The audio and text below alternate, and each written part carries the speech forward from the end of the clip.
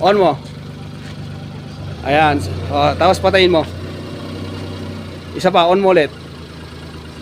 Ayan, makikita nyo kanina, ano siya, kulay LED siya na kulay puti. Tapos yung second na patay, patayin mo ulit. Ayan, kulay yellow naman siya. I-start mo ulit. Ayan. Tayo na lang dalawa, tayo na lang magsama.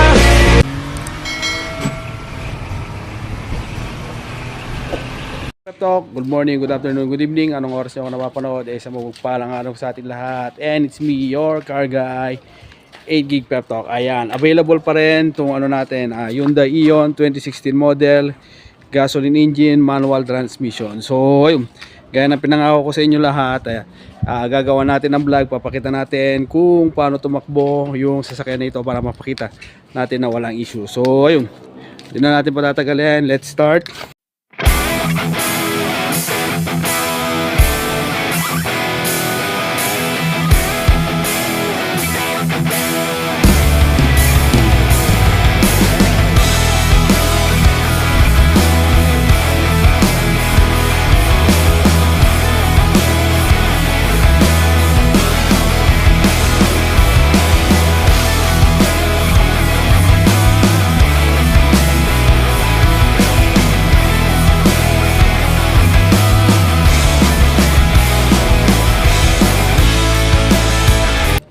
Start natin siya. Yan.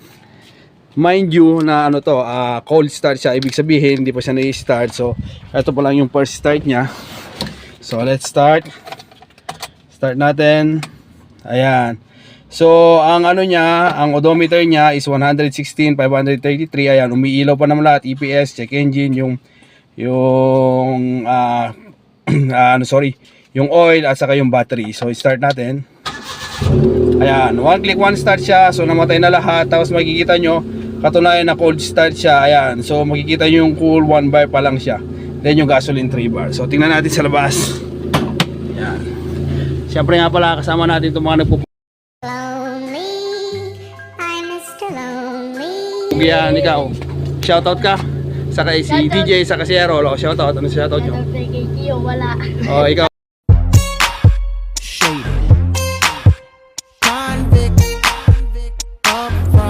Oh, Errol. Po kay mama.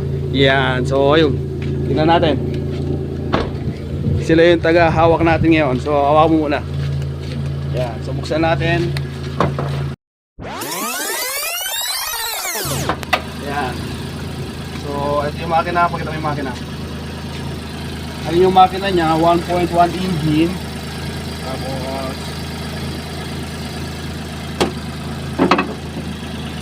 ayan, yun lang is so natin, ayan, walang talsik, walang usok, makikita nyo, ayan, malinis na malinis. Yung langis niya, goods pa naman, okay pa. Tapos eto, ayan, makikita nyo, wala rin umusok, wala rin bubulwak. So goods pa naman siya. Hindi na natin binuksan to kasi nga, ayan, okay naman pala, medyo mahirap siyang buksan. Hindi natin basta-basta nabubuksan to kasi mahirap nga siya, may technique. So ayun, buksan na natin yung para makita na wala siyang wala siyang talsik. At syempre, papakita natin ngayon yung sinabi ko sa iyo kanina. Buksan natin, papakita natin yung isa sa mga magaganda na feature nito. So tingnan nyo muna. On mo. Ayan, tapos patayin mo. Isa pa, on mo ulit. Ayan, makikita nyo kanina, ano siya, kulay LED siya na kulay puti. Tapos yung second na patay, patayin mo ulit. Ayan, kulay yellow naman siya. I-start mo ulit. Ayan, so ayun, makikita nyo, bali dalawa siya. So good pa siya, pagka umuulan, pwede siya. And pagka ano naman, mainit and gabi lang, is okay naman na siya dun sa LED light. So tara, tignan natin yung takbo. Let's go. Pasok na kayo. Doon ka na sa kabila, Ron. Ayan. So let's go. Buksan natin. On natin yung aircon. Ayan. Tapos sasakyan nito, ayan, hawakan mo na. Ayan, so sasakyan nito, gaya nga na sinabi ko, gasoline engine, manual transmission, at syempre ayun, ice cold aircon, nakarehistro, updated yung registration niya. By last year na siya magpaparehistro. Ang price nito is 230k, pero pag hindi mo kaya yung 230k pwede naman tayo sa installment. So ayun, papakita natin, test drive natin. Ang kagandahan nito, ayan, leather seat siya. Pakita mo yung mga upuan natin, leather seat siya. Ayan, makikita yung mga leather seat, malamig yung aircon, tapos wala siyang kay issue yung mga gulong, makakapal pa, all goods pa. So ready sa pang long ride nyo. So ngayon, test drive natin, papakita ko kung gaano manakbo. So ayan, mapapakinggan nyo. Ayan, maganda yung tunog ng muffler, medyo barako. Diba? Sarap na minamaneho. Ayan, astig na astig pagka nagmamaneho ka. Ayan, so goods naman siya. Tapos para patunayan na na cold start siya, ayan, kanina 1 bar, so ngayon medyo naginit na, naging 3 bars siya. Ayan, yan ang standard niya. Hanggang kahit gaano muna katagal na pinapatakbo, ayan na yung standard niya. Siya na talaga yan. So ayun, dire-diretso ulit tayo. Habang nagdadrive, pagkita mo yung tinatakbo natin para matunayan kung tumatakbo tayo. Ayan, so napakaganda, napakatipid nito sa gasolina. Sobrang tipid to. Mas matipid pa ito sa tricycle. So super reliable, super gas saver. So ano pa hinihintay mo?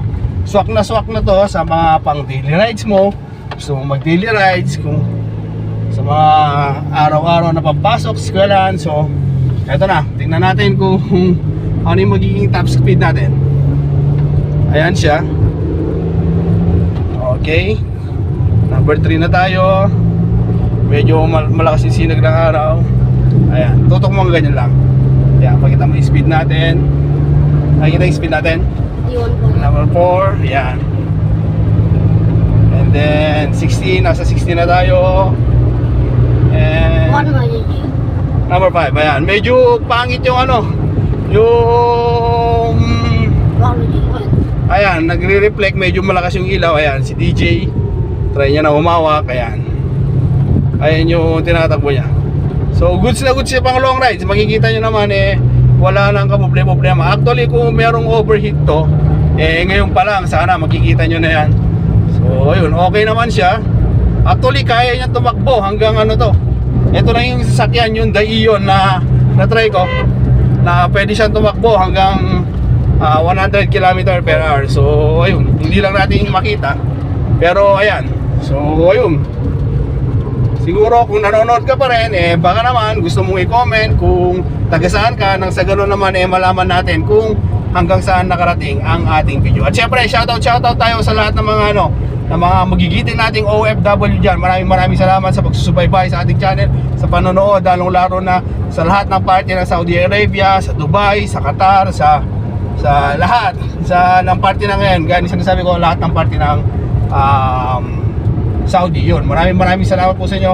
Mabuhay po kayo. So ayun, muli ang iyong lingkod, Geek Pep Talk, nagpapaalala na pagka bibili ng sasakyan, mas mainam na magdala ng mekaniko para sa ganon, lahat ng agam-agam nyo ay mawala, para may tinatawag silang peace of mind.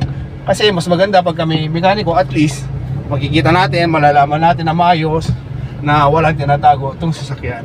Kaya mas maganda talaga para makasigurado, nagdadala kayo ng mekaniko. So muli, hanggang dito na lang tayo mga ka-Pep Talk. God bless everyone, mabuhay ka hanggang gusto mo. See you on my next vlog. Kung may mga shoutout kayo, shoutout nyo na. Ayan, Shoutout. sige. Basta mama ko lang. Shoutout daw sa mama niya. At ikaw, Errol, sino shoutout mo? Shoutout kay Gio, wala siya. Yan, so yun, maraming salamat sa panonood. See you on my next vlog. Bye bye. Bye.